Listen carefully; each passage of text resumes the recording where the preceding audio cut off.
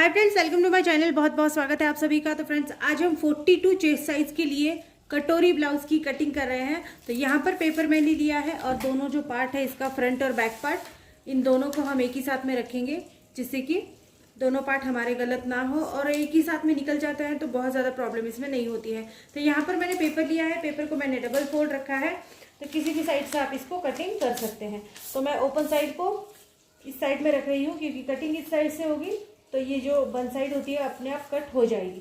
तो फ्रेंड्स, सबसे पहले हमको ब्लाउज का नाप लेना है हाइट का। तो आपके ब्लाउज की जितनी भी हाइट है उसमें आपको 1 इंच एक्स्ट्रा मिलाकर लेना है। अगर आपकी ब्लाउज की हाइट 14 इंच है तो आपको 15 लेनी है, 15 है तो 16 लेनी है। इस तरह से 1 इंच को एक्स्ट्रा रखकर यहाँ पर लेना है।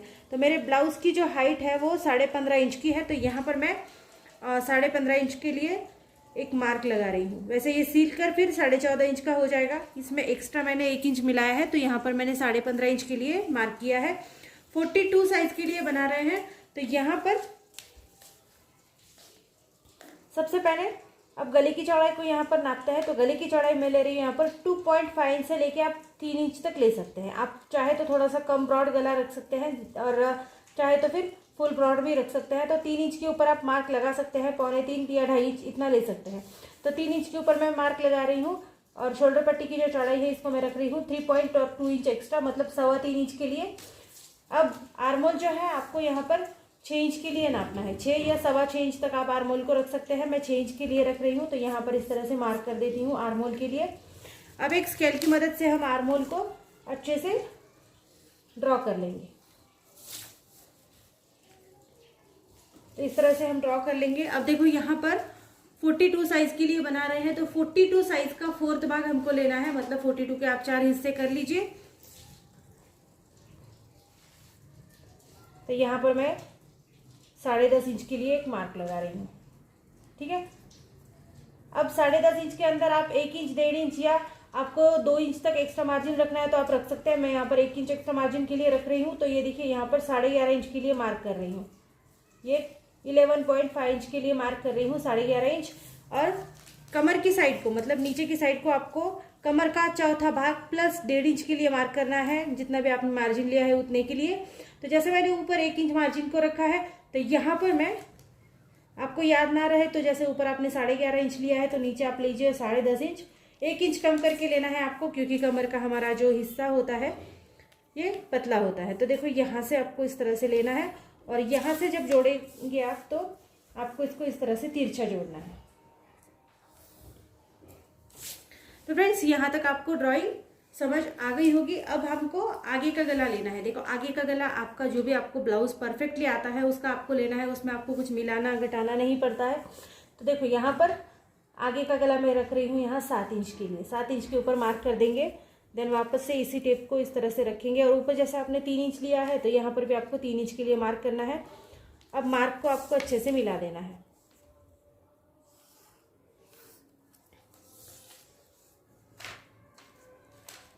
इस तरह से। अब गले की जो भी शेप है वो आप अपने तरीके से दे सकते हैं। जैसे आपको पान गला बनाना है या फिर जैसा भी आपको गला बनाना है वो आप रख सकते हैं। यहाँ पर मैं राउंड शेप रख रही हूँ तो 1 इंच अंदर नापते हुए इस वाले हिस्से को मैं इस तरह से राउंड शेप का आकार दे देती हूँ। अब फ्रेंड्स, यहाँ पर हम कटोरी ब्लाउज बना रहे हैं तो ऑब्वियसली इसको बेल्ट होगा, साइड बेल्ट। तो साइड बेल्ट के लिए नाप लगाते हैं और यहाँ पर हम साइड बेल्ट के लिए देखो मैं यहाँ से ले रही हूँ 3 इंच के लिए यहाँ पर मार्क करेंगे। दूसरी साइड से 3.5 इंच, मतलब 3.5 इंच के लिए मार्क करेंगे। एक मार्क 3 इंच के ऊपर भी कर देंगे जिससे कि हम इसको बेल्ट बना सकते हैं। तो यहाँ पर इस तरह से आपको पहले सीधी लाइन ड्रॉ करनी है। वापस से इसी के ऊपर टेप को इस तरह से रखेंगे और 3.5 से लेके 3.25 इंच तक आपको इस तरह से मार्क लगाना है और यहाँ से इसको गोलाई देते हुए इसका बेल्ट का आकार आपको देना है। ये देखिए इस तरह से आपकी बेल्ट बन गई। अब आपको सेम इसी लाइन के ऊपर टेप को इस तरह से रखना है और यहाँ से आपको मार्क लगाना है। देखो हम 42 साइज के लिए बना रहे हैं तो मैं 6 इंच की पूरी कटोरी ले रही हूँ।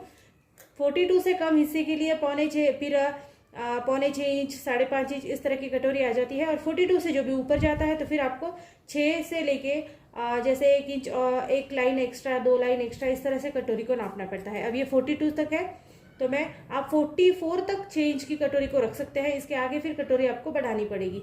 अब यहाँ पर मैंने 6 इंच का नाप लिया है और ये जो हमारा आर्म होल का हिस्सा है, यहाँ पर भी आपको टेप को इस तरह से रखना है और यहाँ पर आपको लेना है 2.25 इंच, 2 पॉइंट और 2 लाइन्स। और जहाँ से आपकी गले की साइड है वहाँ से आपको 1/2 इंच के लिए नापना है। देखो यहाँ पर हमारे 3 हिस्से लग गए हैं। अब ये तीनों को हम जोड़ेंगे। देखो जोड़ते वक्त आपको हाथ को उठाना बिल्कुल भी नहीं है, इस तरह से जोड़ते हुए यहाँ तक जोड़ देना है। ये इस तरह से आपको कटोरी का राउंड शेप लगाना है। अब देखो बैक और फ्रंट पार्ट दोनों भी हम एक ही साथ कट कर रहे हैं, तो आर्म होल को हमको यहीं पर गिनना है दोनों साइड के लिए। जैसे देखो बैक साइड के लिए मैं ले रही हूँ यहाँ पर 1 इंच, फ्रंट साइड के लिए ले रही हूँ थोड़ा सा कम, 1/2 इंच के लिए। अब देखो इस तरह से पेपर को हल्का सा घुमाएंगे और यहाँ पर हमको आर्म होल का शेप लगाना है। ये हमारा बैक साइड का आर्म होल है और ये नीचे वाला जो होगा ये हमारा फ्रंट साइड का आर्म होल होगा। इसको आप बाद में आराम से कट कर सकते हैं, ये भी कटिंग मैं आपको बता दूंगी। अब देखो जिसकी भी ब्लाउज के जो गले होते हैं ये उतर जाते हैं नीचे, क्योंकि यहाँ पर जब टक्स लगता है तो ये फोल्ड होता है इस तरह से। और फिर इसके बाद यहाँ से हमको 2 या 3 लाइन्स के लिए इसको गिराना पड़ता है नीचे। तो इस कंधे को इस तरह से गिरा के ले लेंगे तो आपको ब्लाउज गिरने का बिल्कुल प्रॉब्लम नहीं होता है, ये फिटिंग में आ जाता है। तो इस तरह से आपको यहाँ से भी गिराते हुए लेना है। अब इसकी कटिंग भी बहुत ज़्यादा आसान है। तो फ्रेंड्स देखो कटिंग करते वक्त आपको नीचे की साइड से कटिंग करनी है इस तरह से।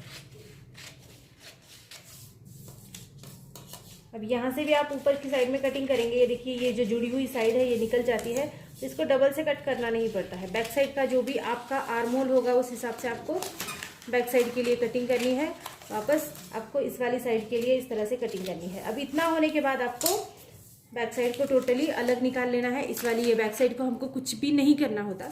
अब देखो यहाँ पर आपको फ्रंट साइड के लिए कटिंग करनी है। तो सबसे पहले बेल्ट साइड को हटा देंगे। बेल्ट साइड का जैसा भी आपने ड्राइंग बनाया है ऐसे ही आपको कटिंग करनी है। फ्रंट साइड का भी आर्म होल आपको जैसे आपने ड्रॉ किया था ऐसे ही आपको कट करना है।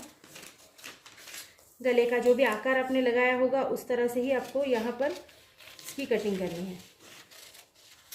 ये देखिए ऐसा राउंड शेप है तो राउंड शेप में ही कट करेंगे। और फिर लास्ट में आपको कटोरी कट करनी है। कटोरी को आपने जैसा भी राउंड शेप दिया है सावधानी से आपको कट करना है।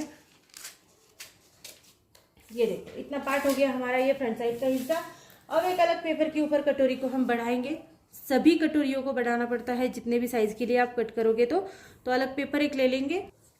तो देखो फ्रेंड्स यहाँ पर मैंने एक अलग पेपर ले लिया है और ये हमारी कटोरी का हिस्सा है। इसको आप इसके ऊपर रख सकते हैं। चाहे तो आप इस तरह से इसकी आउटलाइन लगाकर इसको बढ़ा सकते हैं और चाहे तो आप इसको पिन अप कर सकते हैं। पिन अप करने से थोड़ा सा आसान हो जाता है इसको यहाँ पर रोक के रखना, ठीक है। तो इस तरह से हम थोड़ा सा दोनों साइड में जगह यहाँ पर भी छूटनी चाहिए, नीचे भी हमको जगह चाहिए क्योंकि नीचे की साइड में भी हमको इसको बढ़ाना है। तो इस तरह से हम यहाँ पर इसको पिन कर देंगे। अब यहाँ से इस कॉर्नर तक दोनों भी हम सेम टू सेम मिलाकर इसका सेंटर पहले निकाल लेंगे। सेंटर निकालने के साइड में यहाँ पर हमको बढ़ाना है, इसीलिए हमको सेंटर निकालना है। देन यहाँ से भी हमको बढ़ाना है और यहाँ से भी हमको बढ़ाना है। तो 1.5 मतलब 1.5 इंच के लिए हम इसको आगे बढ़ाएंगे, ठीक है। तो यहाँ से 1.5 इंच के लिए बढ़ाएंगे, नीचे की साइड 1.5 इंच के लिए, कॉर्नर साइड 1.5 इंच के लिए और ये जो राउंड साइड है इसको 1/2 इंच के लिए बढ़ाना है, ठीक है। 1/2 इंच के लिए, क्योंकि हमको बस इसमें सिलाई मार्जिन ऐड करना है और इसमें कुछ ऐड नहीं करना। तो यहाँ से भी आप इसको इस तरह से जोड़ दीजिए। इसके बाद आप यहाँ से इसको जोड़ेंगे और इस वाली साइड को जोड़ना है, ठीक है। तो यहाँ पर जहाँ पर अपने 1/2 इंच के लिए बढ़ा कर लिया है वहाँ से नीचे आपको इसको जोड़ देना है। अब फ्रेंड्स ये दूसरी वाली जो साइड है, ये वाली जो आपने इस तरह से बढ़ाई है, इसको आपको राउंड शेप में यहाँ से जोड़ना है। देखो बहुत ज़्यादा बड़ी नहीं करनी है कटोरी, तो बहुत ज़्यादा आगे से मत लीजिएगा। इस तरह से आप हल्के हल्के हाथों से यहाँ तक इसको मिलाना है, ठीक है। तो इस तरह से हमारी कटोरी बढ़ गई है। अब जैसे भी आपने मार्किंग की है ऐसे ही आपको इसकी कटिंग करनी है। तो फ्रेंड्स ये देखिए इस तरह से हमारी बैक साइड की कटिंग हो गई है, हमारी फ्रंट साइड की भी अच्छे से कटिंग हो गई है। स्लीव्स की कटिंग के लिए आपको मेरी वीडियोस देखनी पड़ेंगी, क्योंकि वहाँ पर मैंने हर साइज़ के लिए आपके लिए स्लीव्स डाली है। आपकी साइज़ कोई भी हो, हर साइज़ के लिए मैंने वहाँ पर स्लीव कटिंग के लिए आपको वीडियोस डाली है और बहुत डीपली समझा कर बताया है कि आप कैसे कट करेंगे sleeves, short sleeves, long sleeves, mega sleeves, सब तरह की स्लीव्स और पैटर्न के साथ भी मैंने आपको वीडियोस में डाला है, तो आप वहाँ से देख सकते हैं। सो फ्रेंड्स वीडियो कैसी लगी आप ज़रूर बता देना। तो इस टाइम हमने करी है 42 इंचेस चेस्ट साइज के लिए कटिंग। सो फ्रेंड्स, वीडियो अगर आपको अच्छी लगती है तो चैनल को लाइक शेयर सब्सक्राइब जरूर कर देना, और इसी टाइप्स की वीडियोस को देखने के लिए हमेशा मेरे चैनल पर अवेलेबल रहिएगा। मैं आपको ब्लाउज के बारे में, ड्रेस के बारे में, छोटे बच्चों के कपड़े, जो भी आपको सिलाई के बारे में इन्फॉर्मेशन चाहिए मेरे ही चैनल पर आपको मिल जाएगी। So thank you friends, video को पूरा देखने के लिए। Thank you so much.